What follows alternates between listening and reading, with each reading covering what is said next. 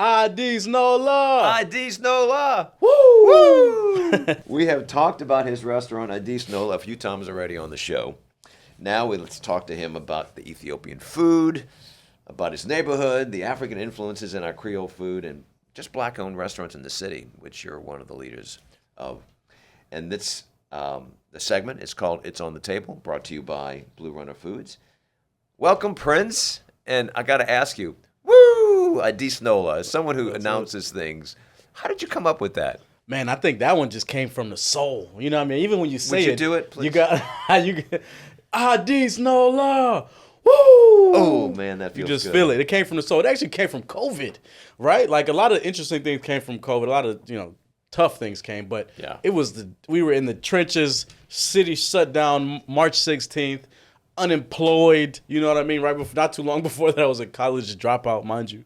So we didn't have a lot. Like, and it was our first year in business. We had opened for a year. And one day I just woke up. I was like, we're not gonna be downtrodden. You know what I mean? We're not going to let this stop us in our efforts to serve great food in New Orleans. So I literally ran out of the door. I took a video, and I jumped on top of one of the benches outside, and I yelled at every single person, I love you. I love you. Woo! And they were like, what the heck is going on with him? But it stuck. And I posted the video, and it kind of went viral. And I just literally every single day, we decided to keep our doors open. We would deliver the food directly to people's houses. And that's kind of what helped us build our business in the restaurant. The restaurant's name is just by bringing the energy. You know what I mean? That's it. Comes from the soul, from the heart. Addis Nola, baby. And now, Michelin Guide. Come on. Tell me about it. Crazy. Man, so I looked at the guide, and I found out that there are other Ethiopian restaurants on the guide. There's only 6 in the entire planet that have been recommended or rated on the guide, which is a huge honor for us. Unexpected. We just have been putting in great hard work, effort, love. Ethiopian food, much like New Orleans food, it is a labor of love, man. Before you even think about coming to eat, we have already been preparing the food for 3 days, sometimes 4 or 5 days in advance. Yeah. It's like nothing else. I've had the pleasure, but walk our viewers and listeners through the process. What is it like to go to Addis Nola? It's a communal experience, right? 100%. It's 100% a communal experience. So when we talk about Ethiopian food for context, we're talking about 1,000, 2,000 years of food and culture. We talk about New Orleans, 300 plus, multiply that by almost 10, and then add those flavors. So think about these stews, these sauces, these slow-cooked communal dishes that are shared in a communal style around a large, big, beautiful plate. Dorawat, the national dish, 24-hour caramelized onion stew. That's one of my favorites. I'm eating that almost every other day right now. Goodness gracious. Now, you can't eat everything. So if someone's coming there for the first time, what do they have to get? Because they're going to come back several times. So don't eat breakfast. Don't eat. Skip lunch. Skip anything that you eat for the entire day, and come and get all your 3 meals at Addis Nola. What's that one dish, though? The one dish, it's tough right now. I'd have to say that. It's like your favorite child, I know. Right now, there's actually a dish at the restaurant that I'm banned from eating, even though obviously I came up with the dish. I'm banned from eating this because whenever we added it to our menu, I would have 2 or 3 of them every single day. Because there's nothing left for everybody else? There's nothing left. I literally cleaned the kitchen of the whole fried red snapper. Oh, okay, everybody. You heard that. Fried red snapper. Fried red snapper. It's from the Gulf. In Ethiopia, it's actually a common dish to find tilapia or perch because we have the source of the Nile River. It's landlocked. We don't have access to great, fish besides like river fish. But in New Orleans, we have the Gulf, one of the greatest bodies of water. So what's the prep? So the prep is super simple. Let it dry age for a little bit, pat it dry, let it hang maybe a day or 2 so the outside can just have that really, really delicate and delicious fish flavor. Then we'll season it with secret ingredient, seafood boil. Nobody's supposed to know that. It has a nice little kick. That's the New Orleans part of it. And then berbere, which is a 15-spice blend from Ethiopia: cayenne, paprika, ginger, garlic, turmeric, allspice, fenugreek, cumin. That's like 10. I'm missing a couple spices. Yeah. And then a mitamita, which is like a bird's eye chili spice. So you're just getting so much flavor. And then we just fry it like whole fry, head to tail. You know what I mean? We want you to feel like you caught the fish yourself. And there it comes whenever on you eat the it. platter. Head to toe, head to tail. There's just no toes on the fish. Head to tail. Wow. On the and platter. then just eat as much as you can. Injera, which is the traditional. Take what you can. You know, I prefer people to eat that one. A lot of our food, it lends really nicely to take away, which is, I like it because you don't have to, you get it once and then you get to enjoy it for a nice bit of time. But that's one you got to sit down and just work on. Great. Let's touch on pan-roasted coffee and what's that, honey wine? Honey wine, the Princess Tej. Yeah. Another great contribution from Ethiopia to the world, along with coffee. Honey wine is actually the first wine in the world. Before grapes, red or white grapes, bees were already making honey for a very long time. And so hives that would overfill with water, they would just ferment and turn into wine or alcohol. Any lucky traveler that came across a beehive that had already fermented, you're going to have a great walk home. You know what I mean? So you discovered the first alcoholic beverage that existed. So we make that ourselves. I've been doing it for almost 5 years. It is the thing that if you come to Addis Nola, you absolutely must have, along with the snapper. And it makes just like, you have the sweetness of honey, you taste the flavor of honey, but it can be 13, 14 ABV. It can have a pretty high. So 1 or 2 glasses. That's about it. It's, I got to cut you off. You've got a great bar scene too, which I've experienced. Very nice. Thank you. Let's talk about your influencers, the people that have influenced your life, and you role model for many, but let's touch on a couple of those. Dakar, Serene. Love that guy. Yeah. Great. I mean, it's hard not to love Serene, to be honest. The guy he's done his paces. He's worked for everyone that you can think of, and to come back to New Orleans after traveling the world, I think that says a lot about New Orleans. It says a lot about how much he appreciates and loves and wants to contribute to the city. The moment he came back, and I found out about him for the first time. For me, a lot of people had known about him from Commanders. He opened arms, whatever he knew, whatever I knew, we just shared off the bat, and he's really become like a really great brother to me. Let's talk about Charlie Pierre. Gosh, come on, man. These are killers in here, man. I know, but those guys are just amazing. Like Charlie, this tight fraternity.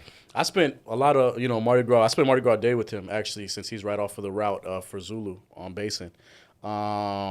Charlie, one of the biggest hearts I've ever met in my life. Another one of those people, just open arms whenever we first started, just showed love. His journey's been incredible, from St. Roch Market to where he is now. Yeah. James Beard and whatnot, Top Chef. Like, these guys are literally superstars, and like I said, I'm just happy to call them friends. Free time. Y'all are so positive. I mean, that's so wonderful. And then, of course, Lanyard Bakery, Caitlin. Come on, Garen. man. I'm serious. One after another. I'm dropping names. Dropping bombs in here. Nah, Caitlin, she is an actual, literal angel. I've never had anything from her that wasn't short of incredible. They'd be saying the same thing about you, too. I hope so. Because there's one more, Nina Compton. And that's like, the cherry on, that's the cake. Sure, that's not the cherry on the cake, that's the cake. She was literally one of the first people, like, I remember cooking with her. Well, we did a collaboration for Black History Month almost 4 years ago now. And I've never been so inspired in my life to see someone with so much skill, so much talent, so much. And she's having conversations, and we're butchering 15 lamb legs, and she's like not even looking at the sharpest knife. And I'm just like, Nina, slow down, please. I'm begging you. She's a beast, a force of nature. I just ate at her restaurant yesterday. Actually, we were at Compere Le Pere yesterday. I love her to death. Who else are making great things around town? Oh man, I feel like that's a lot of my people. We said Nina, we said Serene, we said Charlie. So many students look up to you too that are coming into the world, the culinary world. I mean, you're a role model. Oh, and you're going to be mentoring many more years ahead. I know that. Let's talk about your mom. Yeah, if you don't mind. The legend. Your mom has a new book coming out. She does. I See the World. Literally a translation of her last name, Ale Mayehu.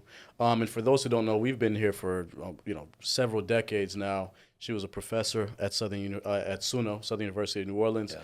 And this book captures her journey beautifully.